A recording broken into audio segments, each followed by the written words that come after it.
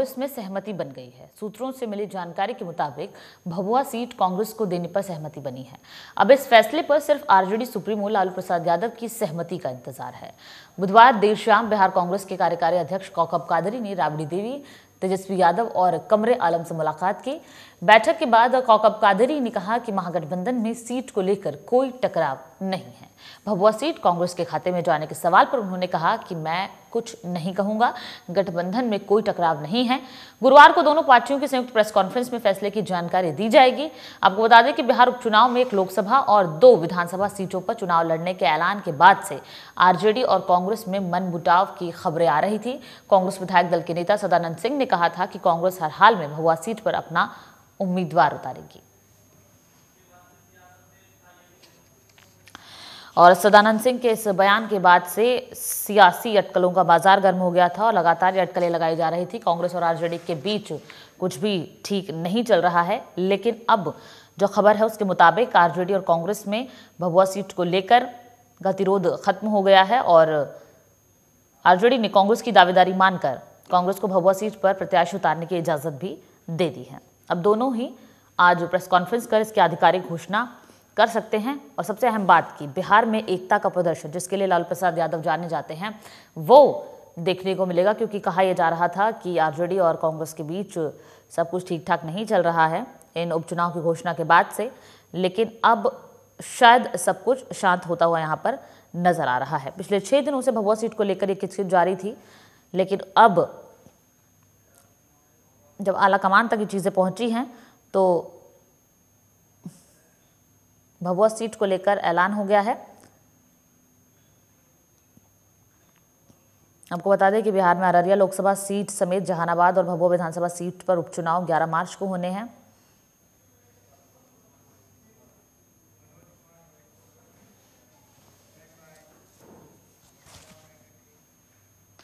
और खबर पर ज्यादा बातचीत के लिए हमारे वरिष्ठ संपादक मनोज जी हमारे साथ जुड़ गए हैं। मनोज जी, आपसे जानना चाहेंगे कि जिस तरीके से पिछले कुछ दिनों से आरजेडी और कांग्रेस के बीच में किचकिच चल रही थी, कहा यह जा रहा था कि भभुआ सीट को लेकर काफी ज्यादा विवाद हो सकता है आने वाले समय में, लेकिन अब विवाद जो है उस पर विराम लग गया है। भभुआ सीट पर कांग्रेस का ही उम्मीदवार उतरेगा, ये आरजेडी की तरफ से साफ हो गया है। तो अब एक बार फिर से एकता देखने को नजर आएगी बिहार में। अंजलि, जो उपचुनाव हो रहे हैं 3 सीटों पर, इस उपचुनाव की एक खास बात यह है कि सामने आने वाले 2019 का जो चुनाव पड़ रहा है उसको देखते हुए दोनों ही गठबंधन, बिहार में जो 2 गठबंधन है पक्ष और विपक्ष का, एनडीए और राजद कांग्रेस का गठबंधन, दोनों ही गठबंधन में सीटों को लेकर के जिस जारी थी जी। और इसमें राजद ने सकारात्मक पहल किया है कि अगर कांग्रेस ने बात उठाई तो उसने कांग्रेस को एक सीट देने पर राजी हो गया, क्योंकि कांग्रेस सिर्फ भभुआ सीट ही चाह रहा था। लेकिन अभी एनडीए में एक तकरार जहानाबाद सीट पर बचा हुआ है कि जहानाबाद सीट किसके खाते में जाती है। लेकिन जो कांग्रेस का जो डिमांड था कि हमें भभुआ सीट चाहिए, तो बहुत पहले करीब 2-2.5 दशक पहले वो कांग्रेसियों का गढ़ माना जाता था भभुआ। वो यूपी के बॉर्डर का इलाका है और उसके बाद वहां से बसपा चुनाव जीती, भारतीय जनता पार्टी भी वहां से चुनाव जीती है जी। तो इस लिहाज से कांग्रेस का ये दावा था कि अगर भभुआ सीट उसको मिल जाती है तो जो पुराने जो कांग्रेसी का गढ़ के रूप में उसको देखा जाता रहा है भभुआ, तो वो चीज उसको हासिल हो जाएगी। वो इलाका था उस समय के तिवारी वगैरह जो थे कांग्रेस के वरिष्ठ नेता थे और बिहार के जाने माने तेज पर राजनेता थे, वो सारे वो इस इलाके से आते थे और कांग्रेस पुनः वहां वापसी चाहती है। और उसका कारण ये है कि वो उत्तर प्रदेश की सीमा से लगा हुआ है और अगर भभुआ सीट कांग्रेस जीत जाती है तो पूरे शाहाबाद इलाके में उसको अपने प्रसार के लिए एक मजबूत उसकी स्थिति बनेगी, उसके लिए एक रास्ता बनेगा। तो इस लिहाज से कांग्रेस के लिए वो सीट चाहिए थी और राजद ने पहल करके चुनाव में उपचुनाव में सीट को लेकर के जो एकता भंग होने की स्थिति थी उसको बचा लिया है। क्योंकि ये इस उपचुनाव का जो भी परिणाम निकलेगा वो आने वाले 2019 के चुनाव का वो संकेत और संदेश होगा। क्योंकि कोई भी उपचुनाव बहुत ज्यादा असर नहीं करता है कि अगर कहीं कोई किसी की सरकार बना बिगाड़ दे आने वाले चुनाव में, लेकिन हर उपचुनाव में अगर उसके बाद कोई चुनाव आम चुनाव अगर करीब है तो उपचुनाव के परिणाम से संकेत और संदेश निकलते हैं आगे आने वाले आम चुनाव के। तो इस लिहाज से बहुत महत्वपूर्ण था।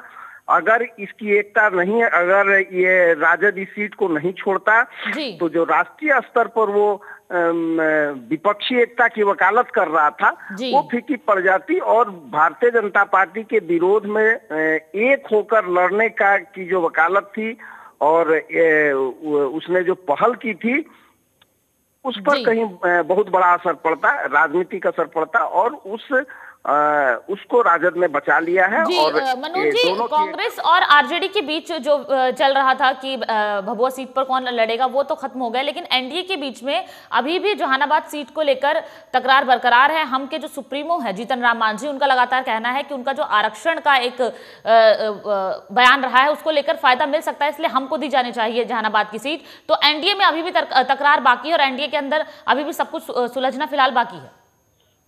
अंजलि, एनडीए में जहानाबाद सीट को लेकर के जो तकरार है उसमें रालोसपा भी दावेदारी, उपेंद्र कुशवाहा की जो पार्टी है उसने भी दावेदारी की थी, लेकिन अब लगता नहीं है कि इन सारी स्थितियों को देखते हुए उपेंद्र कुशवाहा की दावेदारी वहां मजबूत रह पाएगी।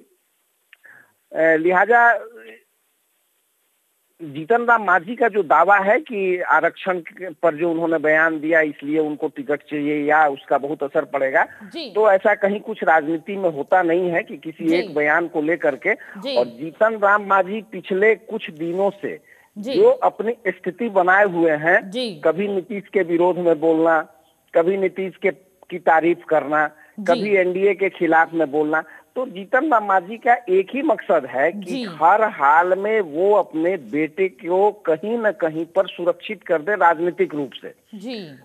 उनको अपने बेटे के करियर के लिए वो ज्यादा चिंतित हैं और इसलिए वो एनडीए से अलग भी हो सकते हैं, क्योंकि वो लगातार एनडीए में असहज महसूस कर रहे हैं। उन्होंने बार बार इस बात को उठाई है और उपचुनाव और जहानाबाद सीट उनके लिए बहाना होगा एनडीए